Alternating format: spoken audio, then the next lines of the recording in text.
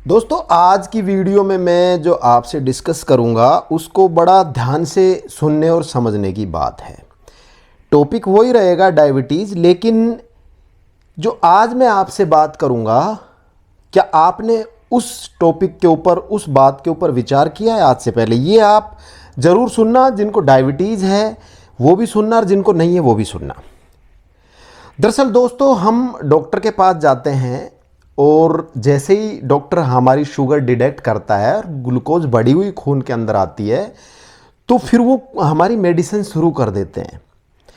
आपको पता है क्या वो शुगर को ठीक करने के लिए मेडिसिन देते हैं? नहीं।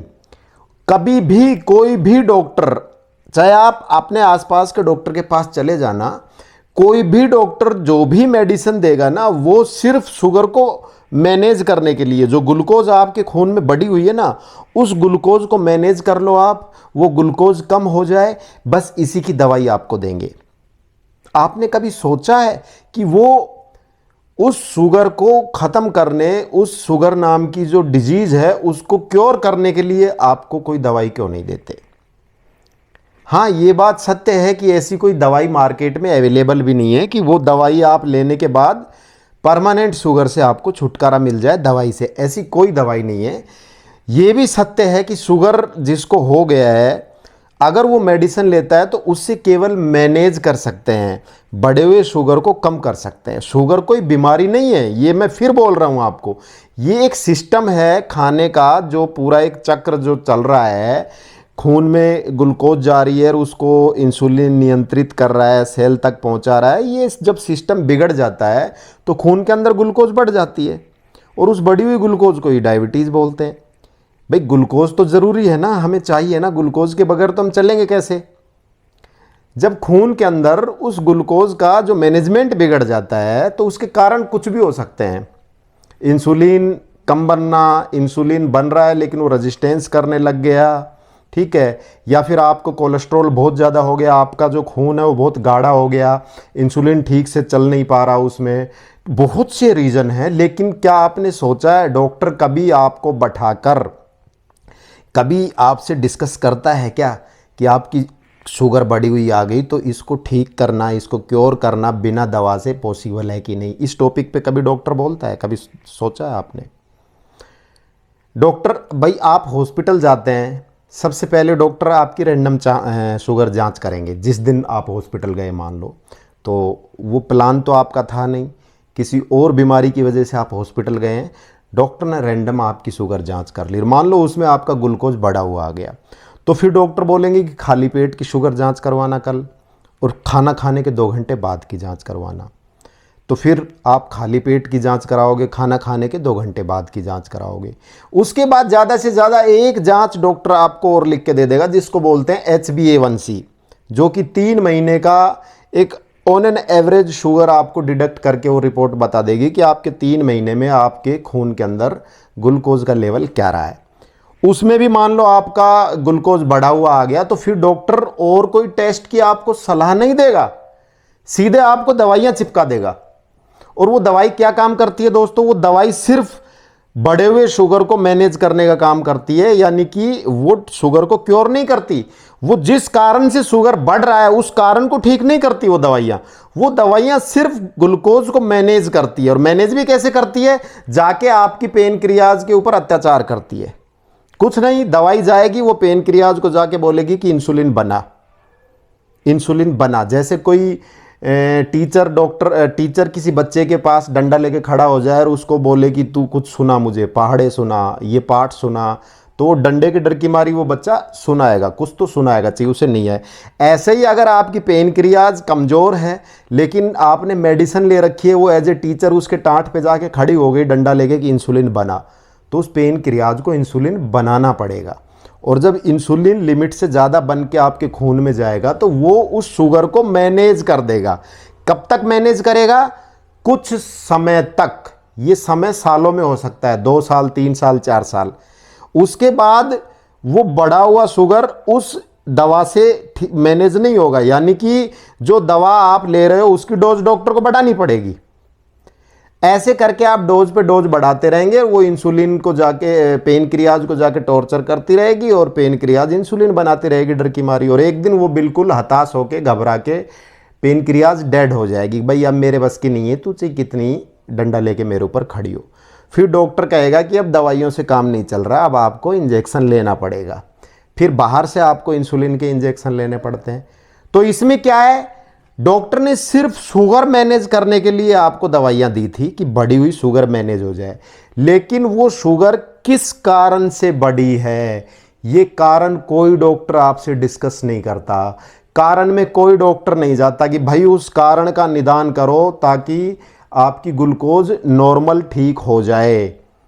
और ये एक कारण और है, ड्रग माफिया, ड्रग का जो व्यापार है, दवाइयों का जो बिजनेस है, उसकी वजह से भी डॉक्टर दवाइयाँ लिखते हैं ताकि सेल बढ़े, दवाइयों की कंपनियों की सेल बढ़े। बहुत बड़ा एक ड्रग माफिया होता है। तो एक चीज़ आप सोचना दोस्तों, सिर्फ इतनी सी बात सोचना कि कोई भी डॉक्टर क्या कभी आपसे ये डिस्कस करता है कि आपकी ग्लूकोज बढ़ने का कारण क्या है, उस कारण का निवारण हमें करना है? नहीं, कोई डॉक्टर ये आपको नहीं बोलता। भारत में सिर्फ 3 जांच होती है, खाली पेट, खाना खाने के 2 घंटे बाद और HbA1c। इसी के ऊपर पेशेंट डिक्लेयर करके दवाइयाँ शुरू कर देते हैं। भाई इसके अलावा और भी जांचें हैं। आपकी फास्टिंग इंसुलिन की जांच भी होनी चाहिए कि उससे पता लगे कि शरीर के अंदर इंसुलिन बन रहा है कि नहीं बन रहा। अगर शरीर में इंसुलिन पर्याप्त मात्रा में बन रहा है तो फिर शुगर क्यों बढ़ रही है, उस कारण पे बात होनी चाहिए। सी पेप्टाइड की जांच होनी चाहिए, उससे भी कंफर्म होता है कि इंसुलिन बन रहा है कि नहीं बन रहा। एक जांच होती है होमा IR, वो जांच होनी चाहिए, उससे पता लगता है कि आपकी जो बीटा सेल है पेनक्रियाज के अंदर वो कितना % काम कर रही हैं, आपकी जो बॉडी है वो इंसुलिन को लेके कितनी सेंसिटिव है। ये सारी चीज़ें पता लगती है होमा IR नामक एक रिपोर्ट में। ये सारी खून की जांचें हैं।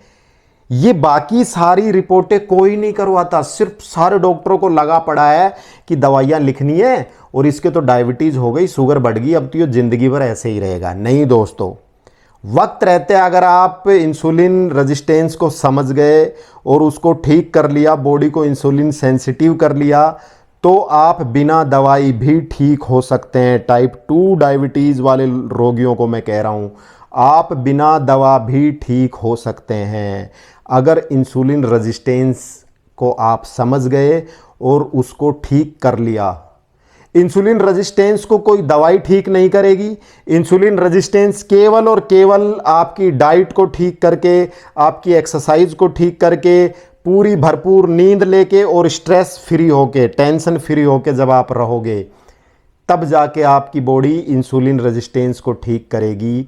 आपकी बॉडी इंसुलिन को लेके सेंसिटिव होगी, और जब रेजिस्टेंस ठीक हो जाएगा, इंसुलिन सेंसिटिव हो जाएगी बॉडी, तो ग्लूकोज अपने आप मैनेज होने लग जाएगी। और जब ग्लूकोज अपने आप मैनेज होने लग गई तो आपको दवाइयाँ लेने की ज़रूरत ही नहीं है, आप बिल्कुल ठीक हो जाओगे, ओके हो जाओगे। तो दोस्तों आपको पता है ये जो फास्टिंग इंसुलिन की जांच हम करवाते हैं, फास्टिंग इंसुलिन की जांच खाली पेट होती है। आपको लगभग 8 घंटे तक कुछ भी नहीं खाया होना चाहिए लास्ट, ठीक है। उसमें आपका ब्लड सैंपल लिया जाएगा, जैसे फास्टिंग शुगर की जांच होती है ऐसे फास्टिंग इंसुलिन की जांच होती है, वैसे ही सैंपल लिया जाता है।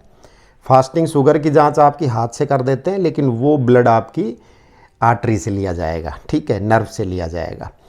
तो फास्टिंग इंसुलिन की जब जांच होगी तो उससे ये कंफर्म हो जाता है कि आपकी बॉडी में इंसुलिन कितना बन रहा है। अगर वो जांच 2 से लेके 6 के बीच में आई, ध्यान रखना 2 से 6 के बीच में, इट मीन्स आपकी बॉडी पर्याप्त इंसुलिन बना रही है, वो नॉर्मल है। और 6 से लेके ना 22 तक अगर उसकी रीडिंग आती है, 6 से लेके 22 तक, तो आपको माइल्ड इंसुलिन रेजिस्टेंस है। अगर जांच में 6 से और 22 के बीच में रिपोर्ट आ रही है, और 22 से लेके 44 तक अगर आपको इंसुलिन डिटेक्ट हो रहा है खून के अंदर, 22 से 44 तक, तो आपको मॉडरेट इंसुलिन रेजिस्टेंस है। और 44 से ऊपर जितना भी आ रहा है, 45, 46, 47, 48, 49, 50, तो फिर समझ लो आपको सीवियर इंसुलिन रेजिस्टेंस है। अगर सीवियर इंसुलिन रेजिस्टेंस है तो फिर आपको बहुत जल्द डॉक्टर से सलाह लेके या तो दवाइयों से शुगर को कंट्रोल करो या फिर डाइट से, क्योंकि सीवियस इंसुलिन रेजिस्टेंस में आपकी बॉडी के ऑर्गन डैमेज होना शुरू हो जाते हैं। इसलिए इंसुलिन रेजिस्टेंस का पता लगाने के लिए फास्टिंग इंसुलिन की जांच बहुत ज़रूरी है। दोस्तों कई बार क्या होता है, हमारी बॉडी में इंसुलिन रीडिंग ठीक आएगी 2 से लेके ना और 6 के बीच में, लेकिन शुगर बढ़ा हुआ आता है। कई लोग मुझसे सवाल करते हैं, सर फास्टिंग इंसुलिन की जांच कराई, पैरामीटर 2 से 6 के बीच में आए हैं, लेकिन मेरी शुगर कंट्रोल नहीं होती, वो बढ़ी हुई आ रही है। तो इस कंडीशन में आपकी जो पेन क्रियाज है वो इंसुलिन कम बना रही है, क्योंकि अगर वो इंसुलिन सही से बनाती तो जो जैसे आपका शुगर बढ़ता है इंसुलिन भी ज़्यादा बनेगा, तो वो 2 से 6 के बीच में नहीं आएगा, वो 6 से ऊपर आएगा। ठीक है, अगर आपका 2 से 6 के बीच में आ रहा है और शुगर आपकी कंट्रोल नहीं हो रही, इट मीन्स आपकी पेनक्रियाज इंसुलिन कम बना रही है। और शुगर नॉर्मल है और 2 से 6 के बीच में फास्टिंग इंसुलिन आ रहा है, तो फिर आप बिल्कुल ठीक हो, आपको डायबिटीज़ नहीं है। तो दोस्तों बहुत सी बातें करनी है डायबिटीज़ के ऊपर, इस वीडियो में इतना ही। अगली वीडियो में और बातें करेंगे। इस चैनल पे सिर्फ और सिर्फ हम डायबिटीज़ के बारे में बात करेंगे, क्योंकि इंडिया के अंदर हर तीसरा व्यक्ति टाइप 2 डायबिटीज़ से पीड़ित है, हर तीसरा व्यक्ति। अगर यकीन नहीं है तो ग्लूकोमीटर लेके बाहर निकल के देखिए, सबकी जांच कीजिए, पता लग जाएगा। जो हेल्दी दिख रहा है वो हेल्दी नहीं है। फिर मिलेंगे किसी वीडियो में और आगे बात करेंगे डायबिटीज़ की। तब तक के लिए जय हिंद, बाय बाय।